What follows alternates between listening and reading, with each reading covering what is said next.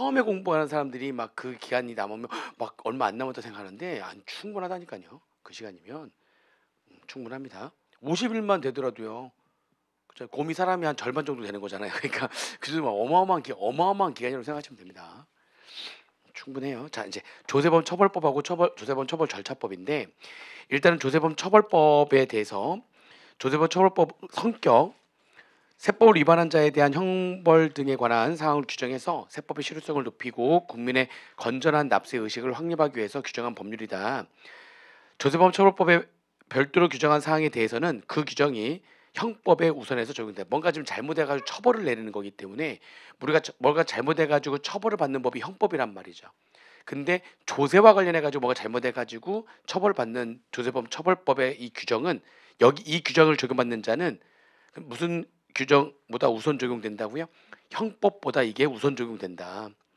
그리고 조세범 처벌법에서 말하는 조세란 관세를 제외한 국세를 말한다. 이런 것들도 말문제로 쉽게 나올 때는 나옵니다. 관세를 포함한 국세가 내국세와 관세로 포함되어 있죠. 내국세하고 관세를 합해가지고 국세라고 하는데 정확히 표현하면은 그건데 여기서 말하는 국세는 뭐를 빼고 말하는 거라고요? 관세 빼고 말하는 거니까 내국세만을 말하는 거죠. 정확히 표현하면 내국세를 조세범 처벌법에서는 그냥 국세라고 하는 겁니다. 관세를 제외한 국세를 말한다. 여기서 말하는 거는 조세란 관세를 제외한 국세를 말한다. 그 다음에 조세범 처벌법에서 조세범 처벌법은 조세범들에 대해 가지고 어떻게 처벌할 거냐에 대한 얘기잖아요. 이 조세범의 범죄자들은 여러 가지 종류의 범죄자들 조세범이 있습니다. 조세범이 있어요. 그 중에 가장 문제가 되는 사람이 조세포탈범이에요. 그래서 조세포탈범만 별도로 따로 지금 이렇게 해놓은 겁니다. 이 조세포탈범이 조세벌 처벌법의 3조에 대한 내용이에요.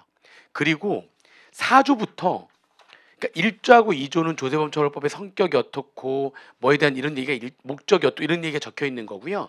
3조부터가 이제 어떤 조세범들에 대해서 어떻게 처벌할 거다라는 내용이 이제 쭉 적혀 있는데 3조가 뭐라고요? 그러니까 조세포탈범 밑에다가 몇 조라고 적으시면 돼요. 3조. 이게 조세범 처벌법의 3조에 대한 내용을 좀 구체적으로 쭉 적은 거고요.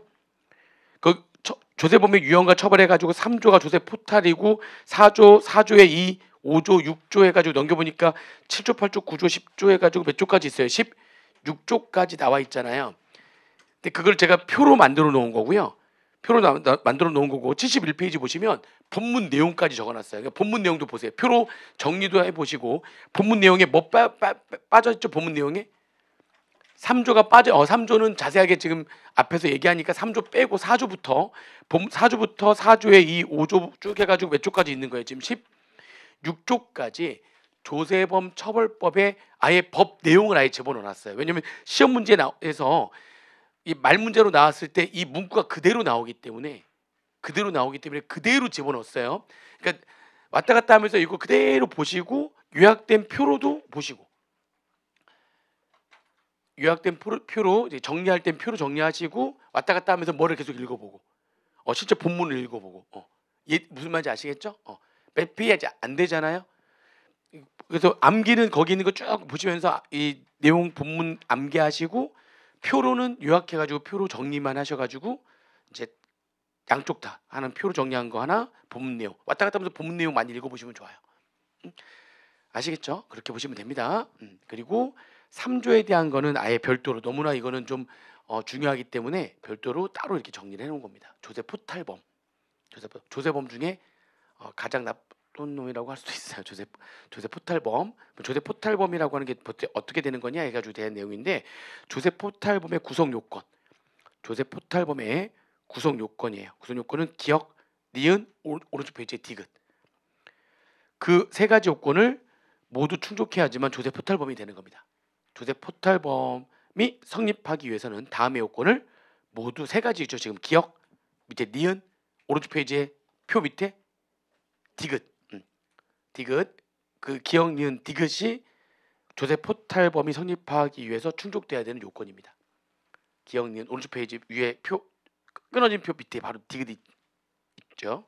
자, 기억 뭐냐? 사기나 그밖에 부정한 행위에 의한 조세, 포탈, 공제, 환급이 있었어야 되는 겁니다. 기억. 그래서 사기나 그밖의 부정한 행위란 다음 중 어느 하나에 해당하는 행위로서 조세의 부과와 징수를 불가능하게 하거나 현저히 곤란하게 하는 적극적 행위를 말한다. 그러니까 사기나 기타 부정한 방법으로 세금을 탈세를 해야 돼요. 그래야지만 조세 포탈범이 되는 거예요. 아시겠죠? 일단 사기나 기타 부정한 방법으로 탈세를 해야 됩니다. 근데 사기나 기타 부정한 방법이 뭐냐? 그게 지금 보니까 A부터 해가지고 A, B, C, D, E, F, G 이렇게 있잖아요. 그죠? 읽어보시는데 이중장부 작성 또는 거짓 기장, 거짓 증빙, 거짓 문서의 작성 및 수치, 장부와 기록의 파기, 재산의 은닉, 그 다음에 소득수익 행위 거래 조작, 은폐, 고의적으로 장부를 작성하지 아니하거나 비치하지 아니하는 행위 또는 계산서나 세금계산서, 계산서 합계표 등의 조작, 전사적 자원관리 설비의 조작, 전자세금계산서 조작, 그 밖에 위계에 의한 행위 또는 부정한 행위, 위계라는 게 이제 거짓 위계, 거짓으로 계책을 꾸민다. 뭐 이걸 위계라고 하는 거예요. 그러니까 거짓으로 어떤 계책을 꾸미는 거죠. 그런 것들을 위계라고 하는 겁니다. 얘기 딱 보니까 뭔가 이중장부, 거짓, 증빙, 그 다음에 조작, 은폐, 파기 이런 말들이 들어가는 것들이 사기나 기타 부정한 방법이에요. 그런데 여기에 해당되지 않는 게 있어요. 뭔가 잘못을 하긴 했는데 그거는 사기나 기타 부정한 방법이 아닌 게 있어요. 가장 대표적인 게 뭐냐면 허위신고야. 허위신고. 그러니까 무슨 말이냐면은 여기서 말하는 그 허위라는 게 거짓이잖아요. 신고를 허위로 신고했다는 얘기는 거짓으로 신고했다는 거나 같은 얘기잖아요. 거짓으로 신고했다는 얘기는 무슨 신고했다는 거나 마찬가지죠. 내가 100을 신고해야 되는데 60만 신고한 거야. 그러니까 과소 신고가 결국에는 거짓 신고고 허위 신고라고 표현할 수도 있는 거죠. 그러니까 이거는 과소 신고는 사기나 기타 부정한 방법이라고 하는 게 아니고요. 이렇게 거짓 신고한 거를 거짓 증빙으로 또는 이중장부로 작성해서 뭔가 자산을 은폐해서 뭔가를 조작해가지고 이렇게 하면은 그게 사기나 기타 부정한 방법이 되는 겁니다. 단지 이것만으로 허위 신고나 거짓 신고 자체가 거짓으로 허위로 신고됐다고 해서 사기나 기타 부정한 방법이라는 게 아니라는 거예요. 이렇게 뭐를 가지고 이렇게 했느냐 이게 중요한 거예요. 증빙 자체가 거짓 증빙이어가지고 거짓 신고를 했거나 허위 신고를 했거나 이중장부를 작성해가지고 허위 신고를 했거나 이해되시죠? 무슨 말인지?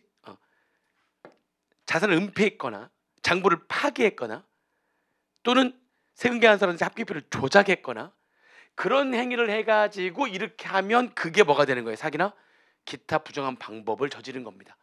이것 자체만으로 사기나 기타 부정한 방법이라고 하지 않는 거예요. 뭐를 가지고 이렇게 했느냐? 조작, 은폐, 파기, 이중장부 작성, 거짓 증빙 등을 통해서 이렇게 해야 사기나 기타 부정한 방법을 적극적인 행위를 한 겁니다. 이것만 가지고 과소신고, 허위신고한 것만으로 사기나 기타 부정한 방법이라고 하지 않는 거예요. 아시겠지요? 보시면 되고요. 그 다음에 두 번째. 그러면 사기나 기타 부정한 방법을 뭔가 조작을 했어요. 뭔가 조작을 해가지고 허위 신고를 했고 막 그랬어요. 이해되시죠? 자, 그런데 문제는 뭐냐면 조세 포탈범은 실질범이네요. 니은 실질범이래요. 무슨 얘기냐면 실질범이라고 하는 거는 실제로 어떤 행위를 해가지고 그래서 어떤 결과가 있어야 돼요. 즉 그런 행위로 거짓 신고를 해가지고 조세 수입에 감손이 있어야 돼요. 실질범이기 때문에 우리가 범죄자를 실질범과 형식범으로 나눕니다. 실질범은 실제로 뭔가 행위를 해가지고 실제로 유해를 가했어야 돼요. 그러니까 예를 들면 살인죄, 이거는 실제로 살인죄, 상해죄, 이거는 실질범이에요. 그렇죠? 실제로 뭔가 어떠한 지금 범죄 구성이 되는 어떤 그 결과까지도 발생을 해야지만 범죄가 구성이 되는 그런 범을 뭐라고 한다고요? 실질범이라고 하는 거고요. 형식범이라고 하는 건 뭐냐면은 어떤 행위만으로도 범죄자가 되는 결과가 있든 없든 관계없어요. 예를 들면 강도죄를 어디 주거를 침입해 가지고 물건을 훔쳤어요. 강도질을 한 거죠. 그죠? 그럼 강도죄는 뭐가 되는 거죠? 실질범이에요. 실제로 강도 행위를 했으니까 뭔가 훔쳤으니까. 결과가 있었으니까. 근데 주거를 침입했어요. 아무것도 안 훔쳤어. 주거에 침입했다가 뭐 쓱 했다. 근데 그것도 범죄가 되죠. 주거 침입죄. 그죠? 이런 거는 실질범이 아니에요. 결과가 있든 없든 주거 침입만으로도 뭐가 되는 겁니까? 범죄가 되는 거죠. 그걸 우리가 무슨 범이라고 한다고요? 형식범이라고 하는 거예요. 그래서 어떤 결과가 없더라도 범죄가 되는 형식범이라고 하는 거고, 뭔가 행위를 해가지고 그게 어떤 결과까지 나야지만 범죄가 되는 걸 뭐라고 하고요? 실질범이라고 하는데, 조세 포탈범은 무슨 범이라고요? 실질범이기 때문에 이런 행위만 했다고 해서 사기나 기타 부정한 방법으로 이렇게 했다는 것만으로 조세 포탈범이 되는 게 아니라, 이런 행위로 조세 실제로 감손이 있어야지만 돼요. 조세 감손이 있어야지만 돼요. 무슨 범이기 때문에? 실질범이기 때문에. 그게 실제 조세 수입이 감소가 있어요. 조세 수입의 감소가 있어야 된다 라고 하는 겁니다.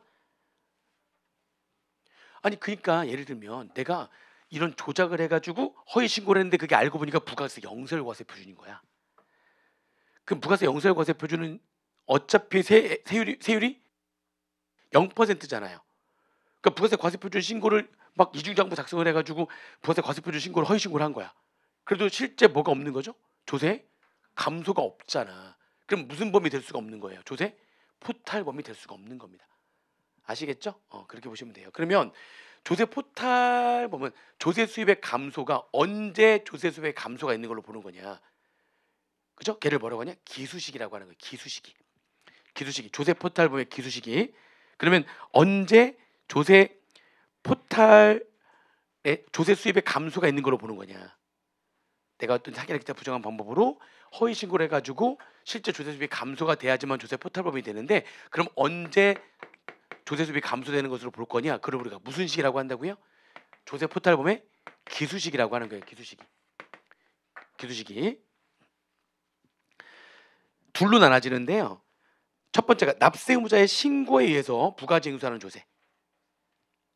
아니 그게 무슨 말이냐면, 신고로서 확정되는 게 아니라 신고하고 난 다음에 정부가 부과하는 거예요. 상속세, 증여세. 얘는 정부 부과 제도죠. 근데 신고를 해야 그걸 기초로 해가지고 결정을 하죠. 정부가 결정을 해야지만, 정부 부과 제도니까 걔네들은 정부가 부과를 하는데 뭐가 있어야 그걸 기초로 해가지고 부과 결정을 하는 거예요. 신고가 있어야 부과 결정하죠. 그래서 대표적인 게 상속세, 증여세. 그리고 원래 정부 부과 제도 또 뭐가 있죠? 종부세. 물론 제가 뭐 할게요? 신혼아빠 할게요라도 할 수 있지만, 아무튼 그래서 세 가지가 정부 부과 제도잖아요. 상속세, 증여세, 종부세에 대한 얘기. 그리고 그 이외의 조세, 나머지 것들 뭐 법인세, 소득세, 부가세, 나머지는 이제 가로 2번이 되겠죠. 상기 이외의 조세. 그러면 법인세, 소득세, 부가가치세는 그런 사기나 기타 부정한 방법을 통해 가지고 허위 신고해 가지고 조세의 부당한 감소가 언제부터 있었던 거냐? 신고 납부 기한이 지났을 때. 그 사기나 기타 부정한 방법으로 허위 신고를 한 딱 그 순간, 그 신고 기한 지나면 그때 조세의 감소가 있는 걸로 보는 거죠. 그거를 조세 포탈범의 무슨 식이라고 한다? 기수식이라고 한다. 근데 상속세, 증여세, 종부세는 일단 원칙이 뭐를 해야 부과를 합니까? 신고를 해야 그걸 기초 자료를 가지고 부과를 할 거 아니에요. 그래서 걔네들은 어떻게 할 거냐? 그런 상속세, 증여세, 종부세는요, 원칙 해당 세목의 과세 표준에 대한 정부의 결정 또는 조사 결정을 한 후에 그 납부기한 원칙은 뭐냐면, 조사 결정해 가지고 납부 고지서를 보내면 그 납부 고지서에 납부 기한이 지날 때까지 얘가 안 냈으니까 조세 감소가 있었던 거 아니에요? 그러니까 기수시기는 납부 고지서에 결정으로 인한 납부 고지서의 납부 기한이 지날 때가 조세의 실제 감손이 있었던 때니까 그때가 기수식인데, 얘가 납세 의무자가 조세를 포탈할 목적으로 과세 표준 신고를 하지 않은 거예요. 신고를 하지 않았. 이게 기수시기가 언제냐? 기수시기가 빠르면 빠를수록 처벌을 빨리 할 거 아닙니까? 원래 상속세와 증여세는 이게 정부부가 제도니까 이게 신고 기한 있고, 신고를 하게 되면 일정 기간 내에 정부가 결정해가지고 고지서를 보내잖아요. 근데 물론 이거하고 고지서 보내는 게 같으면 고지서를 따로 보내지 않겠지만, 기본적으로는 정부가 제도는 결정해가지고 고지서를 보내는 거잖아요. 이게 거의 같은 날이죠. 그러니까 거의 같은 날, 하루 정도 차이가 날 수가 있지만 결정해서 고지서를 보낸단 말이야. 그 고지서에 나쁘게 지날 때가 기두식인데, 근데 얘가 일부러 포탈하려고 아예 처음부터 뭘 안 해버린 거죠. 신고를 안 했다면 신고견을 지날 때를 기두식으로 했다. 기두시기를 땡겨버리는 거죠. 더 빨리 처벌하겠다는 거죠. 기두시기가 도래해야지만 조세 포탈범이 되는 거니까. 이때를 기두시기로 하지 않고 이때를 기두시기로 하겠다는 거는 조세 포탈범은 이때부터 조세 포탈범이 아니라 언제부터 조세 포탈범으로 보겠다는 거예요. 그렇죠. 이때부터 조세 포탈범으로 보겠다는 거죠. 그러니까 처벌을 더 빨리 하겠다는 거죠. 그러니까. 왜냐하면 상속세나 증세 같은 경우에는 아무리 정부가 제대로 할지라도 뭐를 하게 돼 있으니까.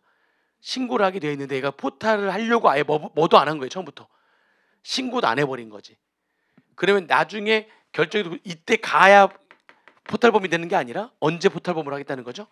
그는 신고 납부 기한이 지난 날부터 포탈범을 하겠다는 겁니다. 기수시기를 땡겨버리는 거죠.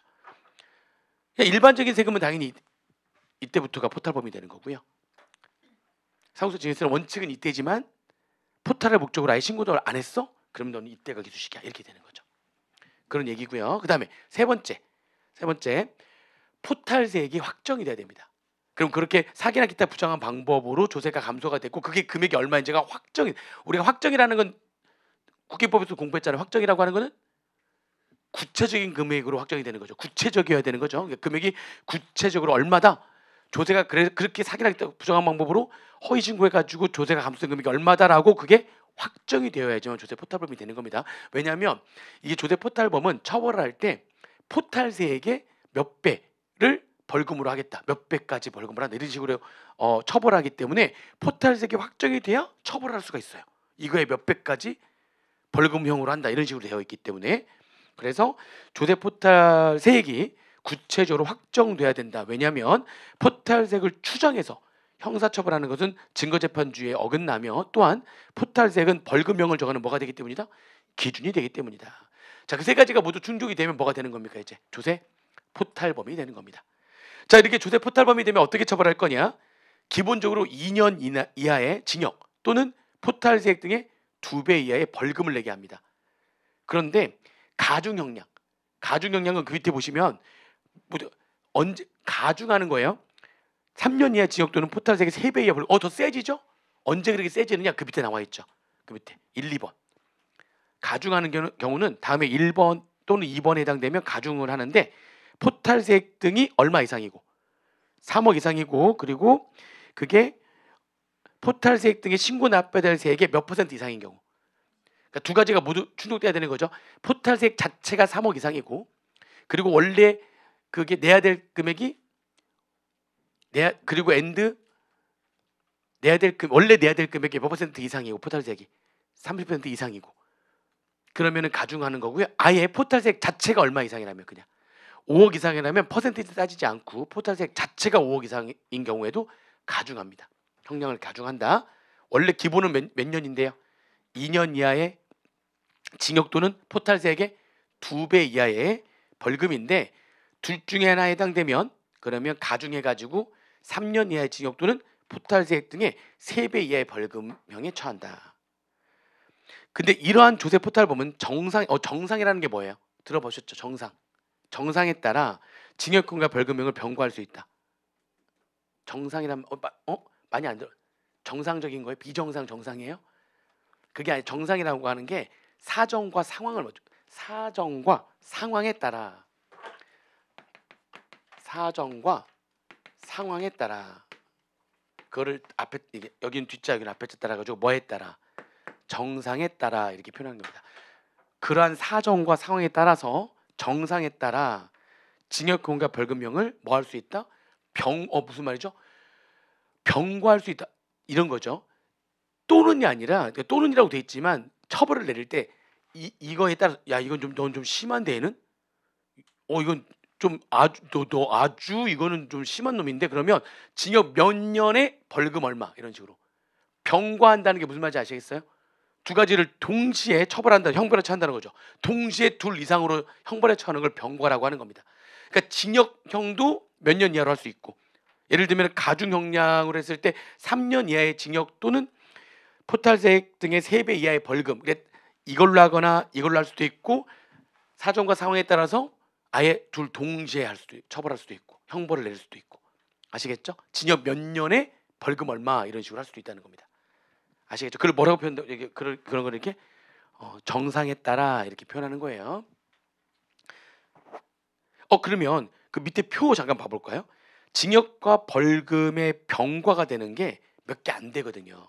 그 표로 딱 보시면 바로 눈에 보이죠. 조대 포탈범 병과되죠 보니까. 쭉 없다가 넘겨보시면 병과되는 게 또 몇 조가 병과되죠? 10조도 둘로 나눠지는데 밑에 거.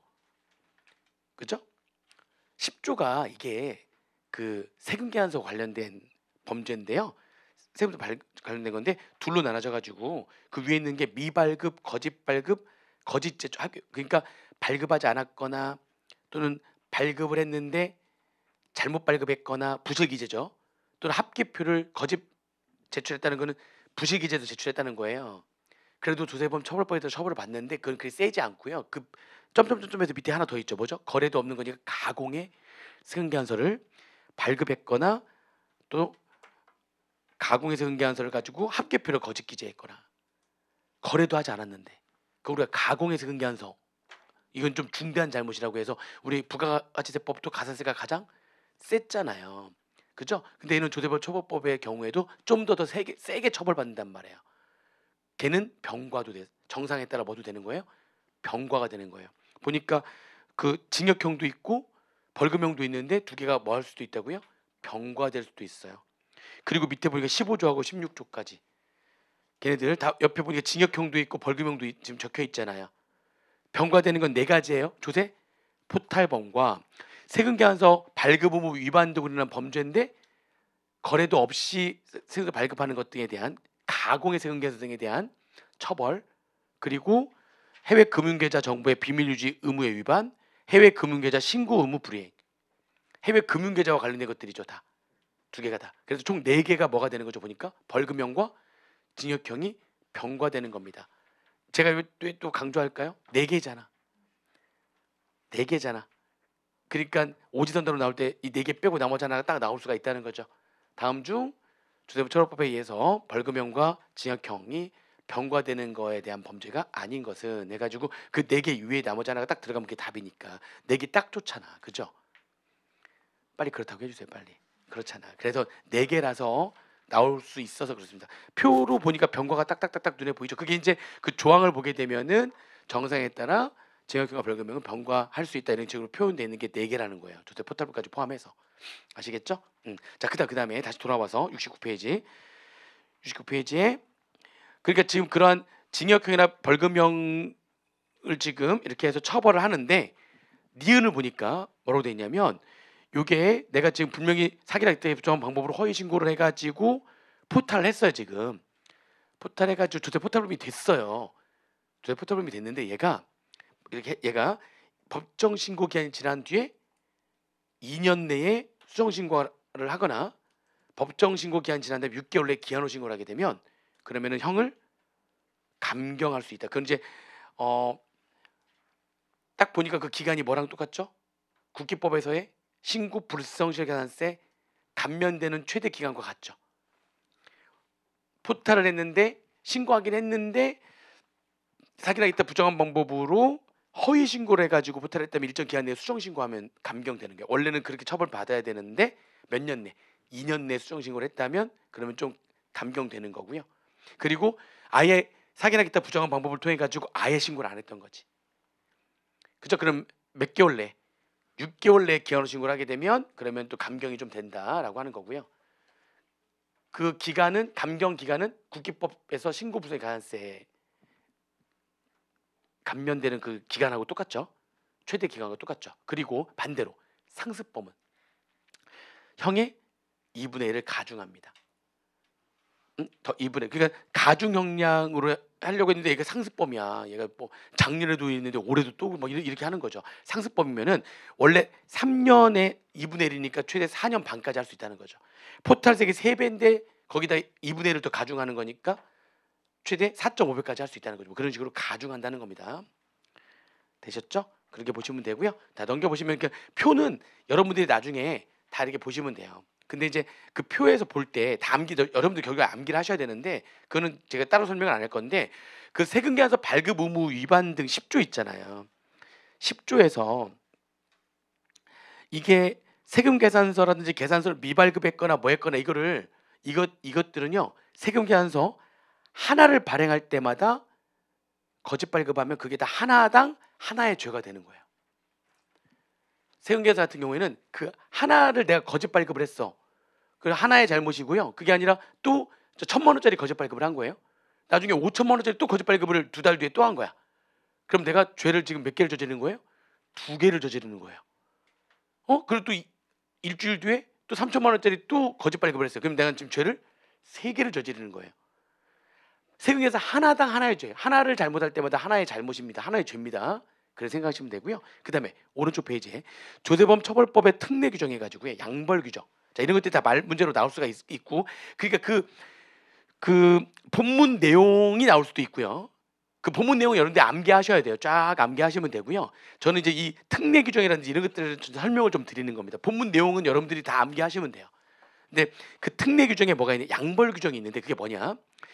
법인이거나 법인의 대표자 또는 법인과 개인 사업자의 대리인, 법인과 개인의 대리인 또는 그 법인과 개인 사업자의 사용인, 그 밖에 종업원이 그 법인과 개인의 업무에 관해서 이 법에서 규정하는 범칙 행위를 하면 그 행위자를 벌할 뿐만 아니라 누구도 같이 벌한다고요?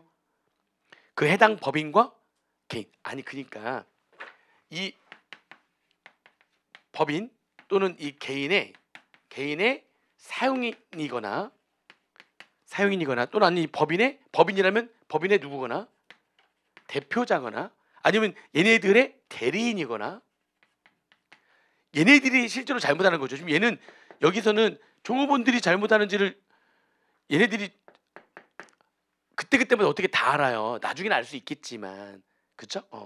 그럼 얘네들이 잘못했으니까 이런 처벌은 얘가 받는 거예요? 원래는 얘가 받는 거예요? 당연히. 아니 세금 계산서를 대표가 직접 세금 계산서를 개인 사업자. 근데 세금 계산서 발급은 누가 하겠어요? 개인 사업자의 대리인이나 사용인이 세금 계산서 발급을 하겠죠. 근데 그 세금 계산서 발급을 할 때 거짓으로 발급을 한다든지 거리도 없었는데 발급을 한다든지 얘가 한 거야, 얘가. 그럼 당연히 그 징역형이나 벌금형은 누가 받는 거예요? 당연히. 그렇죠. 얘네들이 받아야 되는데 누구도 받는다는 거예요, 지금. 얘네들을 잘 교육을 못 시켰잖아요. 그러니까 얘네들 너도 잘못이 있어 이렇게 보는 거예요. 당연히 얘가 처벌을 받는 건 당연한 거고요. 이건 당연히 얘가 처벌받는 겁니다. 근데 양벌 규정은 누구도 처벌하겠다는 거예요. 그래서 그 법인과 개인, 얘네들이 사용인과 대리인으로 있는 법인과 사용인 또는 그 법인의 대표자가 잘못했더라도 누가? 법인도 양벌 규정에 따라 처벌을 받는데 문제는 그게 양벌 규정에 따라 처벌을 받을 때 얘네들은 징역형은 안 받아요. 얘네들을 처벌할 때는 무슨 형으로만 처벌한다고요? 얘네들은 벌금형으로만. 이게 나올 수 있는 거죠. 양벌 규정에 의해 가지고 얘네들의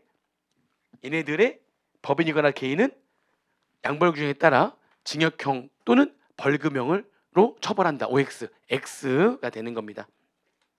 뭐만 과한다고요? 벌금형에 과한다. 네 번째 줄에 나오죠. 얘네들이 행위자잖아요. 행위자는 당연히 그 법에 따라서 징역형 또는 벌금형으로 처벌을 받는 거고 또는 병과가 된다면 두 가지로 다 처벌을 받는 거는 행위자고 얘네들이 행위자죠. 그게 아니라 이 행위자들의 법인과 개인 또 양벌 규정에 따라 가지고 처벌하는데 그때 얘네들은 무슨 형만 과한다?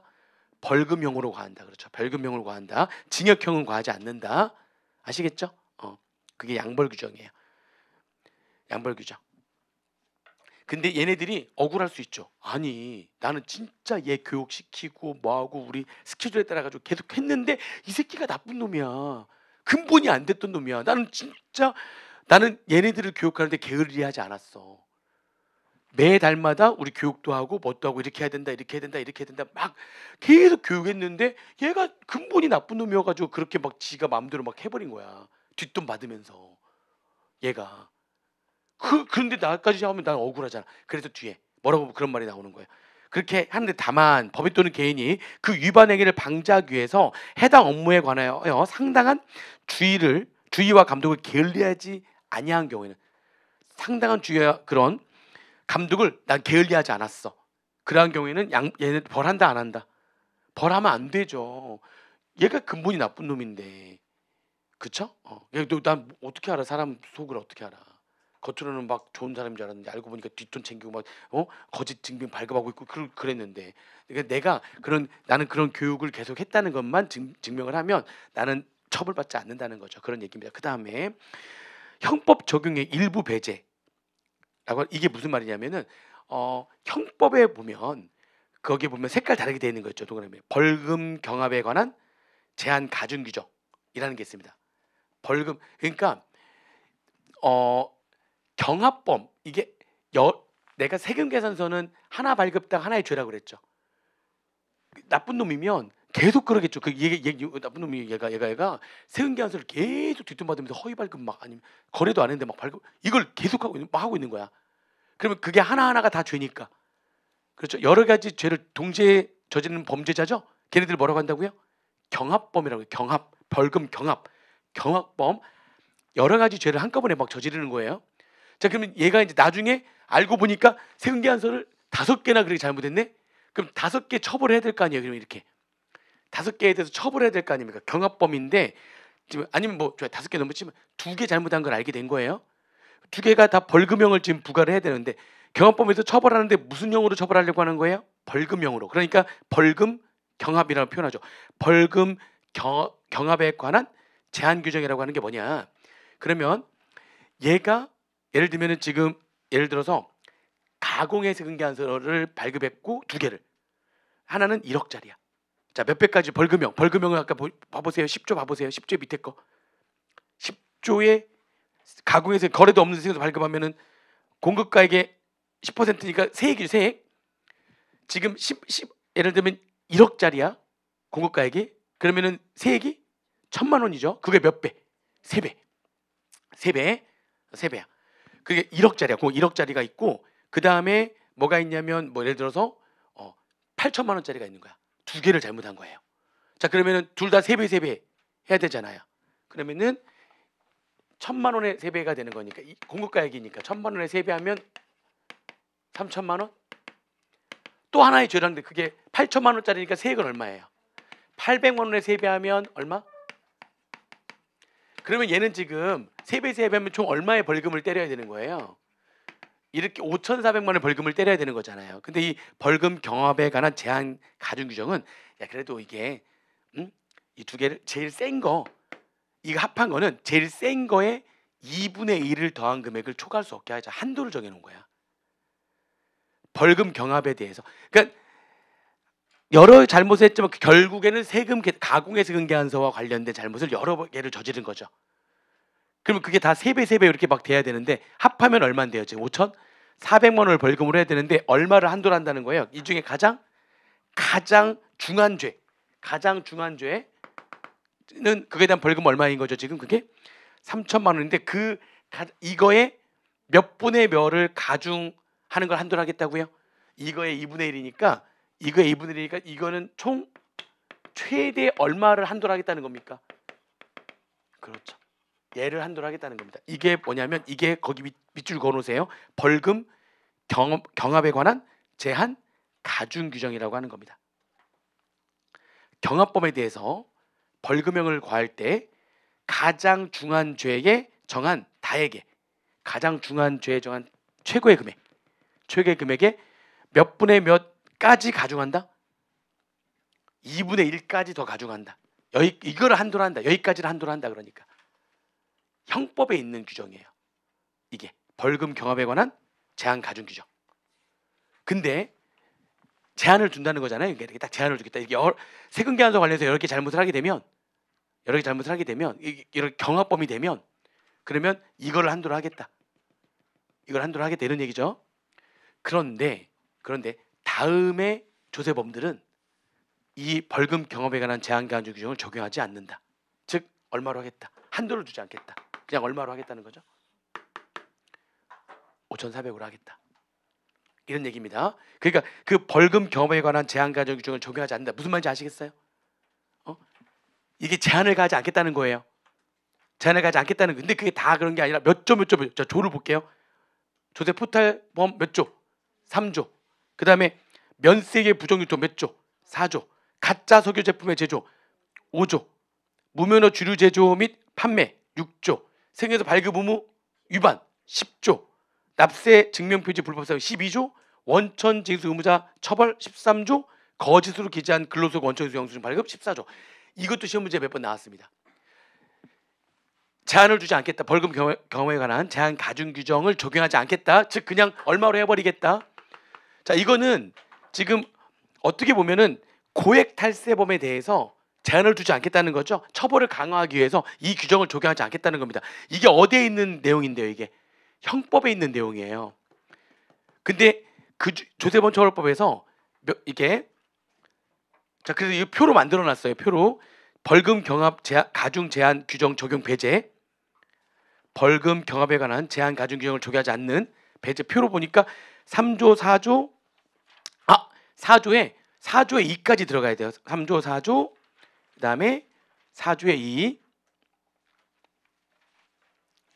2까지 들어갑니다. 그리고 5조 6조 그다음에 넘겨보니까 몇 조? 10조 12조 13조 14조 그 옆에 제한 적용 배제한다. 고액 탈세범에 대해서 처벌을 강화하려고 그 벌금 경험에 관한 제한 가중 규정을 적용하지 않겠다라고 하는 게 있는데 암기하셔야 돼요. 암기하셔야 돼요. 당연히 뭐가 들어가요? 조세?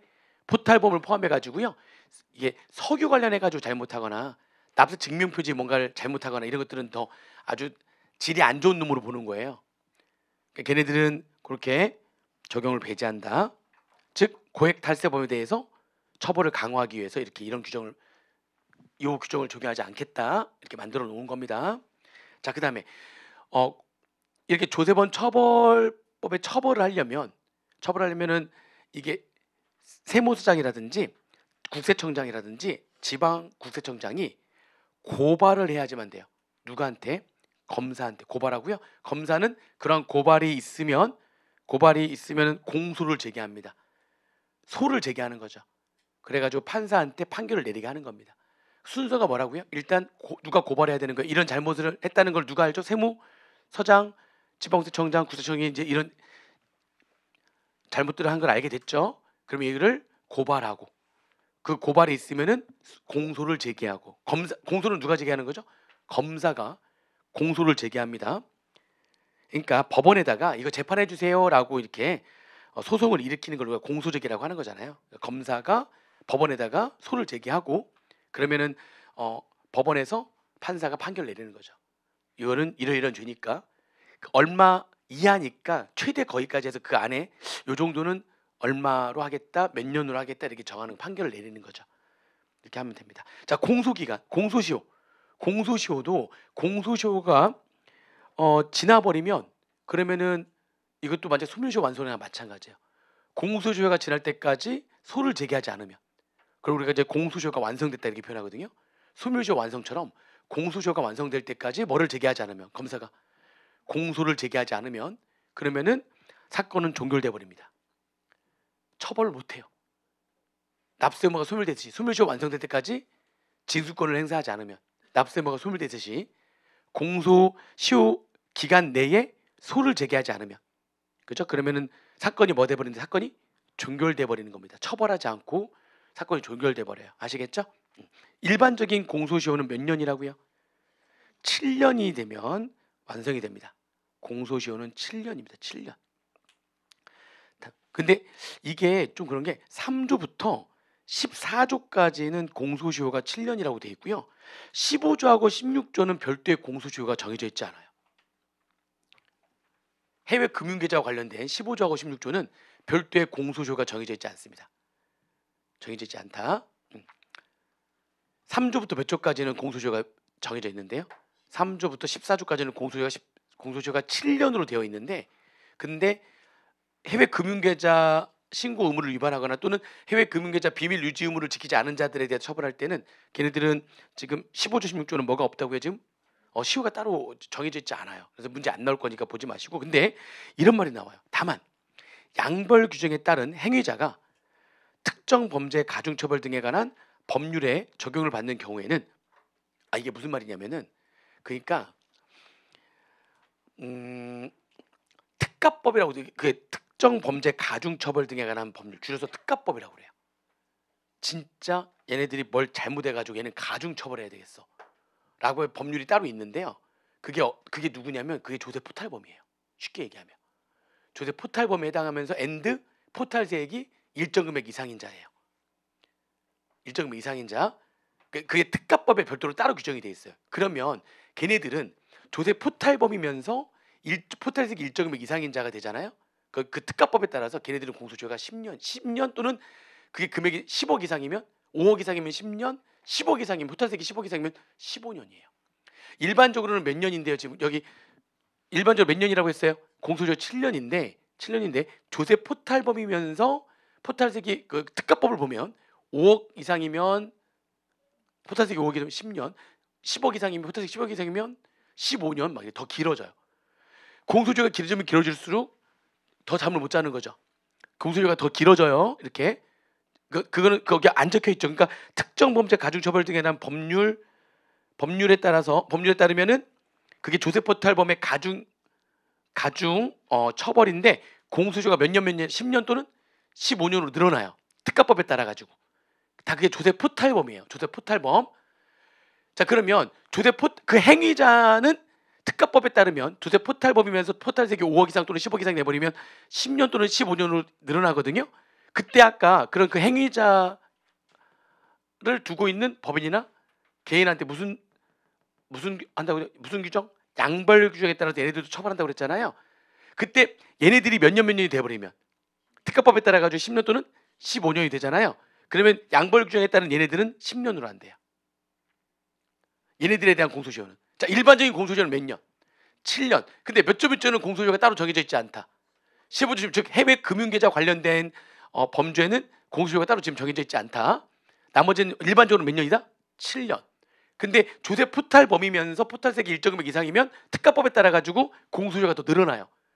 행위자의 공소시효가 몇 년 늘어난다. 거기 안 적혀 있는데 행위자의 공소시효가 몇 년 10년 또는 15년으로 늘어나요. 그러면 이 행위자에 대한 행위자를 두고 있는 법인과 개인이 양벌 규정에 따라 가지고 처벌받을 때에는 얘네들에 대한 공소시효는 몇 년으로 한다? 10년. 그때는 아시겠죠? 그리고 보시면 되겠습니다. 또 나머지는 쭉 읽어보시면 되고요. 마지막 이제 2절이죠. 10분 안에 끝납니다. 자 2절 조세범의 처벌 절차에 대해서 이제 공부하겠습니다. 여기까지는 이해를 좀 해야 될 부분들이어서 설명을 드린 거고요. 여러분들이 그 정리되어 있는 표라든지 아니면 본문 규정 있잖아요. 그 본문 규정들은 여러분들이 계속 좀 읽으면서 정리를 하시면 좋겠습니다. 하시면 좋겠고, 자 이제 이거는 뭐냐면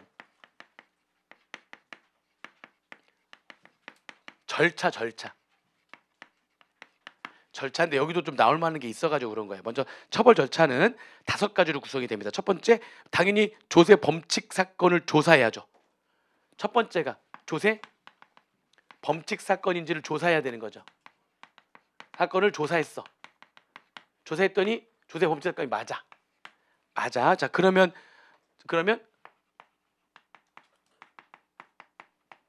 통고 처분을 하는데 이게 조사를 했더니 혐의가 없어. 아니 이게 있는 것 같아서 조사 딱 했더니 아무리 털어도 안 나와. 그러면 그 조세 그 처분 이 통고 처분 말고 무혐의 처분을 내립니다. 혐의 없음. 그럼 혐의 없으면 끝나는 거죠. 끝나는 거예요. 그리고 통고 처분이라고 하는 통고 처분은 뭐냐면 범죄 조사를 했더니 아니나 다를까 나왔어. 그러면 통고 처분이라고 하는 거는요. 이게 과태료 같은 이거를 보내는 거예요. 이렇게 처분하는 걸 뭐라고 한다고요? 통고 처분이라고 하는 거예요. 통고 처분. 그래서 걔가 거기 과태료 뭐 잘못했으면 조세범 같은 경우는 세금을 더 걷어가면 벌금 얼마, 세금 더 내게 하면서 벌금 얼마 이렇게 부과하면 되는 거기 때문에 그거를 이렇게 쪽지로 해가지고 과태료 처분해가지고 처분하는 거예요. 그걸 우리가 무슨 처분이라고 한다고요? 통고 처분이라고 하는 거예요. 통고 처분. 그러면 걔가 거기 있는 그대로 그냥 납부를 했어. 끝. 들켰네. 또 어떻게 알았대? 벌금 나왔어. 과태료 통지서 나왔어. 거기 통지서로 내가 과태료를 거기 기한까지 납부를 하면 그러면 다 처벌 받아버린 거예요. 일사부재리 원칙. 하나의 잘못으로 또 두 번의 혼을 내지는 않겠다. 그렇죠? 그걸로 끝나는 거야. 근데 통고 처분했더니 안 내네. 안 내네? 그러면 통고 처분했는데 내면 끝나는데, 아니면 처음부터 무슨 처분을 받았거나 무혐의 처분을 받았거나 그러면 이제 끊지 끝.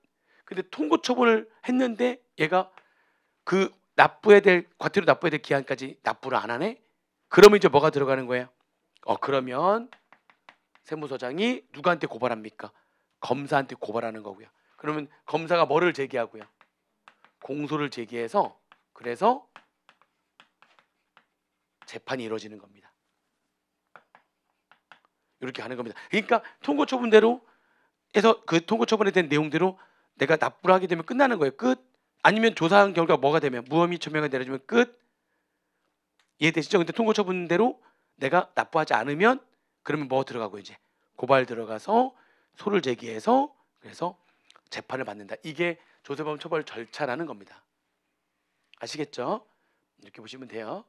자, 그럼 범칙 사건을 조사를 하기 위해서는 조세 범칙 사건을 조사하기 위해서 조세 범칙 조사 심의위원회에서 이걸 조사하기 위해서는요, 세무사가 마음대로 하는 게 아니에요. 범칙 사건 조사를 할 때는 뭘 어디에서 심의해야 되는 거냐면 조세 범칙 조사 심의위원회라는 데에서 심의를 해야 돼. 우리가 심의랑 의결에 대해서 얘기 한번 한 적이 있는데, 그죠? 심도 있게 토의 논의하는 게 심의고요. 의결은 결정까지 해버리는 거죠. 근데 이 조세 범칙 조사 심의위원회는 결정을 하는 기관이 아니에요. 심도 있게 토의만 하는 기관이에요. 근데 꼭 그 심의를 거치긴 해야 돼요. 거쳐가지고 통고 처분하든지 무혐의를 처분하든지 해야 되는 거예요. 아시겠죠? 그 위원회에 뭐를 거쳐야 된다고요? 조세 범칙 조사 위원회에 심의를 거쳐야 되는데 그 조세 범칙 조사 위원회는 어디에 둬야 된다. 그게 나오죠. 거기 어디에 둬야 된다. 세무서? 어디에 둬야 된다고 했어요? 지방 국세청에. 지방 국세청에 두는 겁니다. 지방 국세청에 조세 범칙 조사 심의위원회를 두는 거예요. 그래서 거기에서 심의를 해가지고 어떻게 처분할 건지 토의해가지고 처분하는 겁니다. 이렇게 하자라고 결정 내리는 건 아니에요. 그 결정은 누가 하는 거죠? 결정은 과세관청이 하는 건데 여기에서 심의해가지고 그걸 바탕으로 해서 이제 결정을 하는 거죠. 됐습니까? 자, 어디에 둔다고요? 그 위원회는 지방국세청에 두는 겁니다. 그래서 이제 거기에서 그런 조사를 쭉 한다라고 하는 거예요. 처분은 통고처분 또는 무혐의처분이 있고요. 하나가 더 있는데 그게 뭐냐면 이거는 그냥 원래 고발은요. 과세관청에서 고발은 먼저 통고처분한 다음에 혐의가 없으면 당연히 고발 같은 건 당연히 없는 거고 혐의가 있어. 그러면은 통고처분을 해가지고 걔가 기한까지 납부를 하지 않으면 원래 고발이 들어가야 되거든요. 근데 이거는 통고처분 하지도 않고 바로 뭐가 들어갈 수도 있냐면 바로 통고처분 없이 고발을 바로 할 수도 있어요. 그런 경우도 그 밑에 나옵니다. 바로 이제 내용을 볼 거고 그 위원회는 어떻게 구성되느냐까지는 안 봐도 돼요. 그 위원회 구성은 안 봐도 되는데 어디에 둔다고요? 지방국세청에다 둔다. 이건 알아야 되고 그 조세 범칙사건 조사 이제 1번 조세 범칙사건을 조사하는데 그렇죠? 조세 범칙 행위에 혐의가 있는 사건에 대해서 범칙 행위에 관한 증빙을 확보해서 범칙 사실 유무 및 범칙 행위자를 확정하는 절차를 말한다. 이런 조사를 했는데 심증을 얻지 못하면 무슨 처리하고요? 무혐의 처리하고 만약에 압수한 게 있다면 바로 압수 물건 해제하는 거고요. 법칙 행위에 확증을 얻었어. 이건 확실한데 그럼 무슨 처분하고요? 통고 처분하는 거고요. 그래가지고 언제까지 내라 이렇게 하면 되는 거예요. 안 내면 그 다음 절차를 거치면 되고요. 근데 다만 범칙자의 거소가 분명하지 아니하거나 징역형에 처할 것으로 이건 벌금형이 아니라 이건 무슨 형을 받아야 되노? 이거는 징역형 받아야 될 것 같은데 이거는 라고 사료가 되면 통고 처분 없이 바로 뭐 할 수 있다고요? 바로 고발할 수 있습니다. 원래 원칙은 통고 처분한 다음에 통고 처분의 기한까지 납부하지 않으면 그러면은 벌금을 내지 않으면 그때 이제 고발하는 건데 처음부터 무슨 형이 될 거라고 사료가 되는 거예요. 그러니까 이건 벌금이 아니라 이건 징역형이다. 이건 좀 살아야겠다. 이거는 사료가 되거나 그럼 뭐 없이 그냥 통고 처분 없이 또는 거소가 분명하지 않거나 아니 거소가 분명해야지 거기다가 과태료 통지를 보낼 거 아니에요. 과태료 통지를 보내는데 거소가 분명하지 않으면 통고 처분 없이 바로 고하는 거죠. 고발. 그거 말고도 몇 개 더 있습니다. 바로 즉시 고발하는 거 뒤에 또 나와요. 아무튼 세 가지에 대한 처분을 하는 거죠. 무혐의도 무혐의 처분할 거냐, 통고 처분할 거냐, 아니면 통고 처분 없이 바로 즉시 고발 들어갈 거냐 이렇게 그다음에 신문 압수수색 이렇게 나오는데요. 당연히 이제 그 범칙행위를 조사할 때는 신문하거나 압수하거나 수색을 할 수가 있는 거죠. 그렇죠? 그래서 수색을 할 수가 있는데 당연히 압수하거나 수색하려면 많이 들어봤죠. 뭐가 있어야지만 되는 거죠? 그렇죠. 영장이 있어야 되는 거죠. 영장. 그 지방법원 판사가 발부한 압수영장 또는 수색영장이 있어야지만 영장 그 많이 봤잖아요. 이거 영화 한번 보여줘. 그래야지만 압수하거나 이거 할 수 수색할 수 있는 거예요. 영장 없이는 안 되는 게 원칙이에요. 자, 그런데 원래 그렇게 영장이 있어야 되는 건데요. 다만 밑에서 한 6번째 줄 보면 다음에 어느 하나에 해당하는 경우에는 해당 조세 범칙 행위의 혐의자 및 그의 대리인 등 대통령령으로 정하는 자에게 그 사유를 알리고 뭐 없이 영장 없이 압수수색할 수 있다. 그게 조세 지금 현재 범칙 행위가 진행 중인 거야. 급하죠 지금. 진행 중인 거야. 예전에 범칙 행위 한 거를 지금 우리가 지금 찾는 게 아니라 지금 현재 진행 중일 때는 영장 없이 바로 압수나 수색할 수가 있다. 두 번째, 이게 범칙 행위가 이미 지난 건데 이게 너무 중한 범죄여 가지고요. 너무 중한 범죄여서 장기 몇 년 이상의 형에 해당하는 3년 이상의 형에 해당하는 조세 범칙 행위의 혐의자가 도주하거나 지금 이게 시험 문제에 나올 수 있는 게 이게 불과 몇 년 전만 하더라도요. 조세 범칙 행위의 혐의자가 도주하거나 증거에 인멸을 할 우려가 있을 때에는 뭐 없이 영장 없이 압수하거나 수색할 수 있다 이렇게 돼 있었거든요. 근데 그 앞에 있는 문구가 새롭게 들어온 거야. 몇 년 전에. 무슨 말인지 이해되세요? 이제 몇 년 이상의 형에 해당하는 자여야지만 되는 거죠. 그러니까 이 혐의자가 그냥 혐의자가 아닌 거야. 좀 중한 범죄를 저질러서 징역 장기 몇 년 이상 3년 이상의 형에 해당하는 혐의자가 도주의 우려가 있거나 증거 인멸의 우려가 있을 때만 영장 없이 압수나 수색할 수가 있는 겁니다. 만약에 그냥 한 1, 2년 정도 혐의자인데 도주할 우려가 있으니까 너는 영장 없이 그냥 바로 하겠다가 안 되는 거예요. 영장 없이 바로 압수수색하는 거는 예전에는 이 앞에 있는 말이 없었어요. 장기 몇 년 이상의 형에 해당하는 말이 없었다고요? 3년 이상의 형에 해당하는 란 말이 없었단 말이에요. 근데 그 말이 들어왔어요. 이제 아시겠죠? 그러니까 그냥 도주의 우려가 있거나 증거 인멸의 우려가 있다고 해가지고 무조건 영장 없이 하는 건 아닙니다. 3년 이상의 형에 해당해야 되는 자여야지만 돼요. 아시겠죠? 자, 넘겨보시면 자, 그렇게 해가지고 그 둘 중에 하나에 해당되면은 범칙 사건이 진행 중이거나 아니면 3년 이상 형의 혐의자에 해당되는데 증거 인멸의 우려가 있거나 그러면 이제 영장 없이 압수 또는 수색할 수가 있다고 그랬잖아요. 근데 그렇게 하고 난 다음에는 빨리 48시간 내에 영장을 발부받아야 됩니다. 일단 급하니까 먼저 압수수색할 수 있는데 대신 그 다음에 판사한테 가가지고 몇 시간 내에요? 48시간 내에 영장을 발부받아야 됩니다.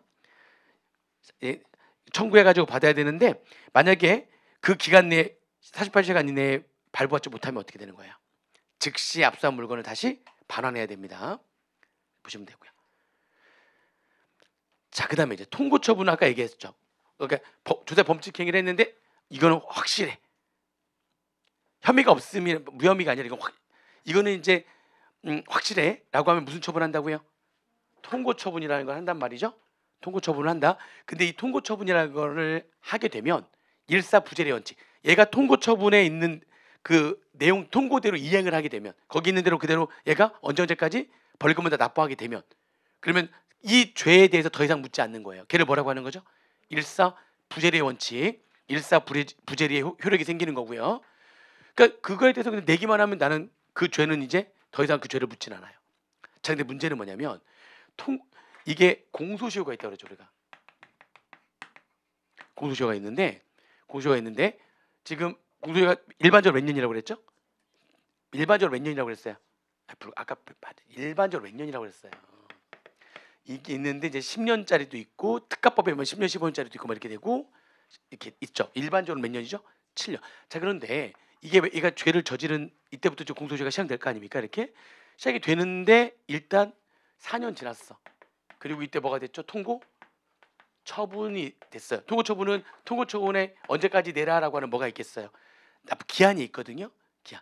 이 기한이 딱 지날 때까지 얘가 납부를 안 했어. 그럼 이제 소를 언제까지 제기하느냐? 그게 공소시효잖아요. 그러면 이 기한이 지난 다음에 3년 안에 소를 제기하면 되는 거냐? 아니면 새롭게 이때부터 7년이 무슨 말인지 이해되세요? 자, 이거에 우리가 소멸시효 국회법 공부할 때 중단 사유냐, 통고 처분이 아니면 정지 사유냐, 이게 저는 이쪽이 나오잖아요. 나올 확률 높아요. 왜냐하면 3년 전만 하더라도 통고 처분도 처분이야. 우리가 국기법에서도 뭔가 처분을 하게 되면 정지예요, 아니면은 중단이에요. 내가 징수권을 행사하면 징수권을 행사했어. 그러면 고지를 했어. 독촉장을 보냈어. 그 납부기 한까지 기다렸다가 근데 계속 안 냈어. 그러면 새롭게 몇 년 안에 5년 안에 소멸시효가 이게 중단되기 때문에 소멸시효가 다시 시작하는 거죠. 5년이 5년 안에 이제 압류에 들어가면 되는 거죠. 5년 안에만 다음 징수권을 행사하면 되는 거죠. 새롭게 다시 시작하는 거니까. 그래서 뭔가 내가 국기법에서는 뭔가 처분 행위를 하게 되면 징수권을 행사하면 그럼 걔는 정지가 아니라 뭐죠? 중단. 자, 이것도 3년 전에는 이것도 뭐니까 뭐라고 돼 있죠? 처분. 그러니까 이게 중단 사유였어요. 그러면 이 여태까지 안 내면 새롭게 몇 년 안에 소를 제기하면 되는 거죠? 그렇죠. 이게 무슨 사유였다고요? 중단 사유인데 이게 3년 전에 바뀌었어요. 보니까 통고 처분은 어떤 요리겠다. 1번 뭐죠? 공소시효가 정지가 이제 바뀌어 버린 거예요. 이게 중단이 아니라 뭐가 돼 버리는 거죠? 처분인데도 불구하고 정지 사유로 바뀌어 버렸어요. 그럼 앞으로 몇 년 안에 소를 제기해야 되는 거죠, 이제 그러면? 그렇죠. 이때까지는 기다려줬다가 이게 정지하고 중단은 국회법에서 공부했을 거 아니에요. 소멸시효 중단. 이거는 3년 전만 해도 무슨 사유였다고 이게? 중단 사유였단 말이에요. 왜냐면 이것도 처분이니까. 이것도 처분이니까. 그런데도 불구하고 바뀌어버린 거예요. 정지 사유로. 바뀌었어요. 그러니까 이렇게 되니까 어떻게 보면은 과세관청이 더 유리한 거로 바뀐 거예요? 아니면 범죄자가 더 유리한 걸로 바뀐 거예요? 왜 그런 거죠? 자꾸 우리나라는 자꾸 너무 범죄자에 대한 이거를 좀 너무 중요시 여기다 보니까 원래 처분 내린 거니까 그냥 옛날처럼 계속 뭘로 하는 것도 논리적으로 뭐 틀리지 않죠? 중단도 사실 논리적으로 틀리지 않아요. 근데 우리나라는 너무 범죄자의 인권을 더 중요시 여기는 게 좀 많아서 그러다 보니까 이것마저도 또 바뀌어버린 거예요. 조세범인데 뭘 봐주기는 뭘 저는 이거 좀 반대예요. 이게 바뀐 거는 약간 범죄자의 인권을 또 자꾸 너무 생각하는 거 아니에요? 저는 이거 반대예요. 반대인데 저는 그게 없죠. 그래서 그냥 저 혼자 그냥 반대하는 생각 갖고 있는 거예요. 근데 아무튼 뭘로 바뀌어버린 거예요. 이것도 범죄 인권을 더 신경 쓴 거죠. 그래서 중단이 아니라 정지가 돼버리는 거니까 오히려 범죄자들한테 더 유리하게 돼버린 거죠. 됐죠? 자, 그다음에 일사부재의 원칙은 넘어가시면 되고요. 고발, 그죠? 고발이 있어야지만 공소 제기가 가능하다 해가지고 쭉 읽어보시면 되는데 아까 통고 처분을 여기 받았어요. 송달 받은 날부터 며칠 이내에 통고대로 이행하지 않으면 15일 내에 이행하지 않으면 그 다음에 뭐가 들어간다고요? 고발을 한다는 거죠. 며칠 내에죠? 통고 처분 받는 며칠 내에 이행해야 돼요? 15일 내에 이행을 하지 않으면 고발하는데 이게 검사가 바쁘잖아. 그러다 보니까 15일 내에 이행하지 않았는데 바로 고발하는 게 아니야. 이게 바로 고발을 해야 되는데 15일 내에 이행하지 않았을 때 고발하는 것까지 좀 시간이 걸린 거예요. 근데 고발하기 전에 한 25일 됐는데 얘가 잽싸게 납부를 한 거예요. 그거를 이행을 한 거예요. 15일 지났는데 아직 뭐 하기 전에 아직 그러면 고발을 할 수 있는데 바빠가지고 좀 못하고 있는 중인데 근데 그 사이에 얘가 이행을 한 거예요. 그러면 다시 뭐 하지 않는다? 고발하지 않는다. 원래 원칙은 며칠 내에 이행을 해야지만 되고요. 15일 내에 이행을 하지 않으면 고발하는데 아직 고발되기 전에라도 고발이 안 됐다면 아직 15일 지났더라도 빨리 뭐 하면 이행을 하면 뭐 하지 않는다. 그럼 걔는 고발하지 않는다. 그리고 그 밑에 그거 나오죠. 통고 처분을 거치지 않고 즉시 고발하는 거. 아까 징역형에 처할 것으로 판단될 때 그다음에 3번 고소가 분명하지 아니하거나 서류 수정을 거부해서 통고 처분할 수 없을 때 1번, 3번 말고 2번하고 4번도 있죠. 통고대로 이행할 자금이나 납부 등이 없다라고 인정될 때 도주하거나 증거의 인멸을 할 우려가 있을 때 그때도 뭐 하지 않고 바로 뭐 한다고요? 고발한다. 그게 네 가지 사유가 되면 통고 처분을 바로 고발한다는 겁니다. 됐어요. 여기까지는 여러분들이 좀 이해를 해야 될 내용들이어가지고 쭉 설명을 좀 드린 거고 나머지 본문 내용이라든지 정리된 표 있죠? 그는 들고 다니면서 며칠만이라도 좀 보시면 그럼 여기서 무조건 몇 문제 나오니까 여기 다 나와요. 여기 지금 얘기한 게 다 나옵니다. 두 문제 무조건 맞고 가야 되겠죠. 무조건 맞고 가야 되니까 들고 다니시면 두 문제 봅니다. 자, 국조법은 두 개 다 나오길 기대해봐요. 오늘 본 거 세 개 중에 안 되더라도 하나는 나오겠죠. 안 나오면 그냥 욕하세요. 어쩔 수 없어요. 자, 아무튼 마지막 마무리 이제 시간은 충분하다고 했잖아요. 쫄지 마시고요. 계속 얘기하지만 세법을 다 풀려고 하면은 긴장이 너무 많이 돼서 힘들어집니다. 과감히 버릴 것들은 버리면서 푼다는 생각 가지시고 하면 여유 있어요. 그러면 맞출 것만 내가 확실하게 맞추면 된다. 조처법 두 문제 무조건 맞추시고 구조법도 준비한 거 나오면 무조건 맞추고 그런 느낌으로 가시면 되죠. 그죠? 국진법은 4개 중에 3개 맞추고 국진법은 지금 벌써 몇 번 맞죠? 다음 주에 국기 국진 왕을 뽑을 겁니다. 왕을 뽑을 거고요. 거기서는 만점 아니고 그냥 왕만 되더라도 상품 줄게요. 그냥 왕만 되더라도 상품 주겠습니다. 동점자야 다 줄게요. 다 동점자더라도 서로 짜지만 마세요. 동점자만 되더라도 다 주겠습니다. 아무튼 마지막 마무리 잘 하시고 우리 객관식 수업 때도 계속 열심히 잘 들으시고 해서 잘 좀 쫓아오시면 되겠습니다. 네, 마치겠습니다. 수고하셨습니다.